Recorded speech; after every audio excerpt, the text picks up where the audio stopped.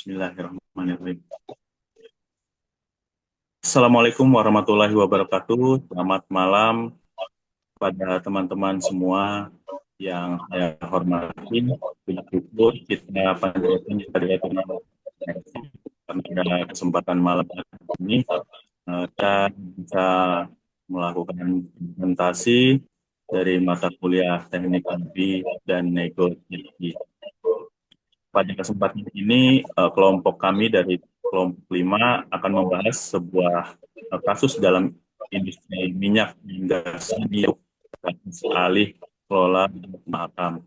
Tapi sebelum itu, izinkan saya untuk memperkenalkan anggota kelompok kami, di mana terdiri dari 6 orang. Yang pertama itu ada Amanda, kemudian ada Fitri Windiani, kemudian ada Fadel, kemudian Febriadi, dan ini selanjutnya saya sendiri Ahmad Ramadhani. Baik, eh, untuk selanjutnya sebelum membahas proses lobby dan negosiasi, kita perlu mengetahui beberapa fakta penting mengenai kasus ini, yaitu pertama, Blok Mahakam itu merupakan salah satu wilayah kerja minyak dan gas bumi yang penting di Indonesia dan berada di Kalimantan Timur.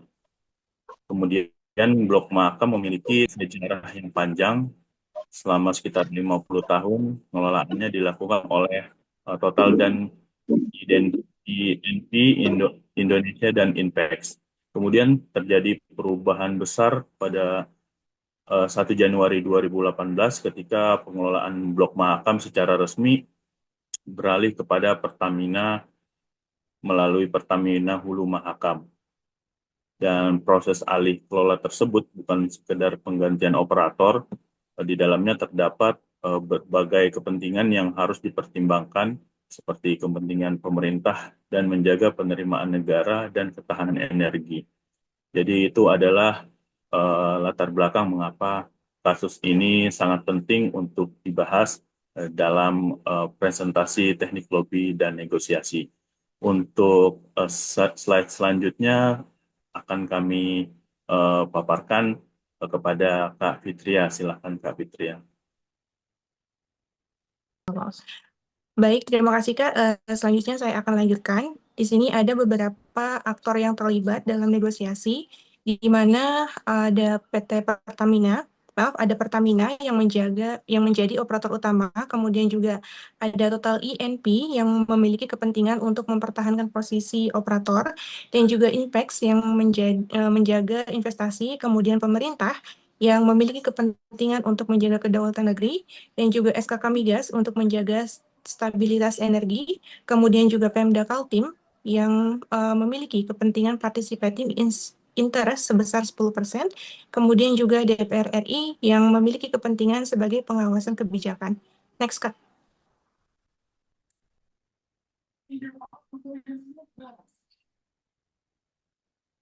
Selanjutnya di sini ada inti konflik dan juga konflik utama, di mana dari Pertamina itu sendiri berpendapat bahwasanya migas harus dikelola oleh perusahaan nasional, sedangkan Total Inpex itu memiliki pandangan bahwasanya pengalaman dan kompetisi teknis lebih penting daripada pergantian operator.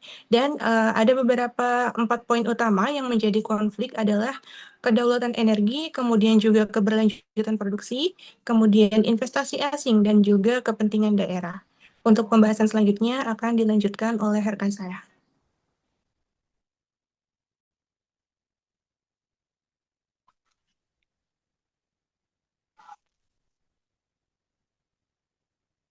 Oke, baik.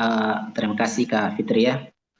Selanjutnya, setelah kita membahas dan mengetahui apa saja dan siapa saja ya aktor yang terlibat dan apa inti konfliknya, sekarang kita masuk di mana strategi lobby Pertamina.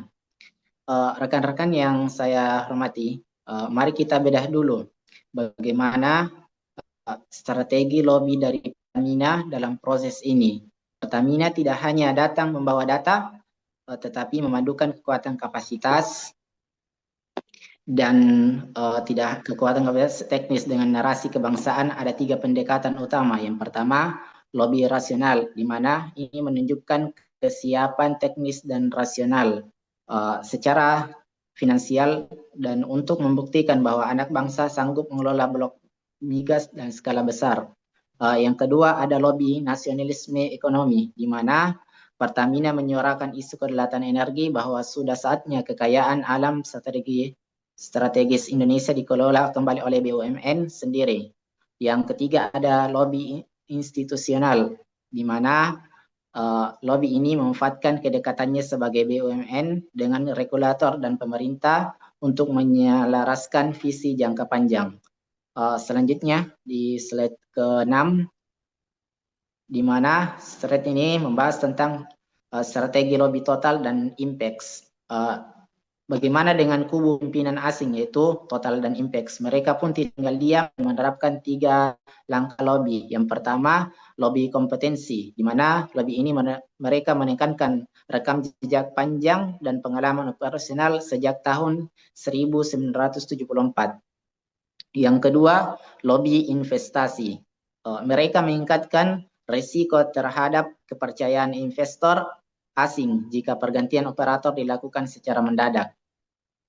Yang ketiga adalah lobby kemitraan, di mana mereka menawarkan skema kerjasama atau konsorsium dengan Pertamina.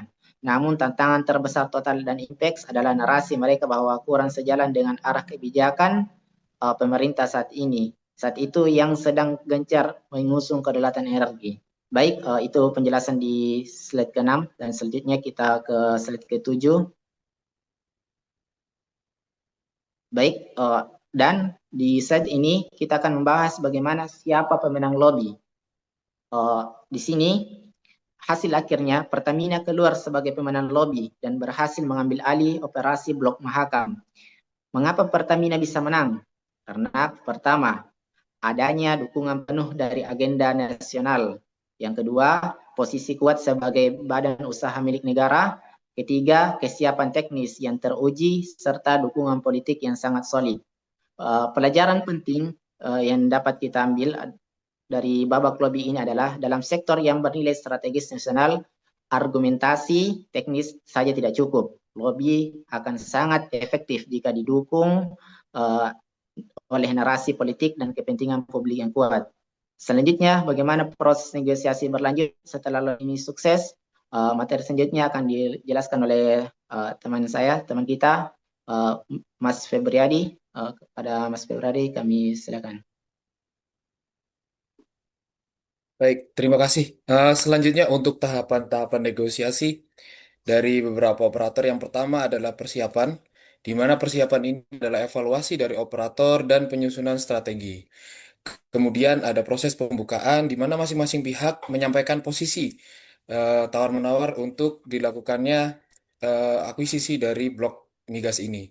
Kemudian yang tawar-menawar di proses yang ketiga, di mana di proses tawar-menawar ini terdapat beberapa proses, yaitu transfer teknologi, kemudian pengalihan aset, tenaga kerja, mekanisme untuk transisi. Dan yang terakhir untuk tahapan negosiasi ada penutup, di mana Pertamina ditetapkan sebagai pemenang untuk operator dari blok migas ini.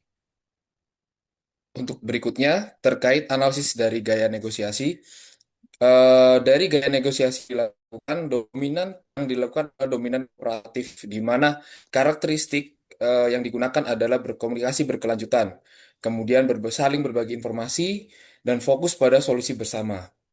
Mengapa ini penting?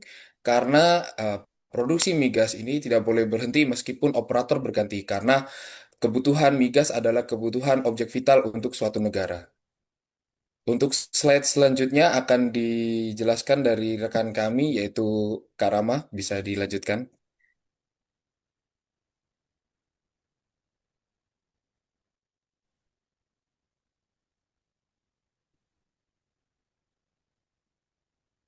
Baik, terima kasih Kak. Untuk yang selanjutnya adalah Batna dan Zulfa.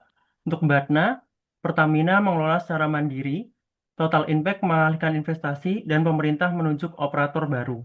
Zulfa, Pertamina menjadi operator, Total Impact membantu transisi, transfer teknologi, dan produksi tetap stabil. Apakah negosiasi ini win-win? Pertamina menjadi hak pengelolaan, pemerintah Indonesia menjadi menjaga kedaulatan energi tetap meningkat, total impact tetap terlibat dalam masa transisi. Kesimpulannya, integratif negotiation win-win dominan, namun terdapat unsur-unsur win-loss karena total impact kehilangan status operator. Pelajaran strategis. Lobby efektif harus selaras dengan arah kebijakan pemerintah. Negosiasi yang baik tidak hanya mencari pemenang, tetapi menjaga hubungan jangka panjang. Data teknis perlu didukung narasi politik dan ekonomi. Kepentingan nasional dapat menjadi kekuatan lobby yang sangat besar. Kesimpulan. Temuan utama, Pertamina berhasil memenangkan proses lobby, negosiasi berlangsung relatif kooperatif. Pemerintah berhasil menjaga keseimbangan antara nasionalisme, energi, dan stabilitas investasi. Alih kelola Blok Mahakam merupakan contoh keberhasilan kombinasi lobby strategis dan negosiasi integratif dalam pengambilan kebijakan publik. Demikian presentasi dari kelompok 5. Terima kasih atas perhatian dan atensi teman-teman semua. Wassalamualaikum warahmatullahi wabarakatuh.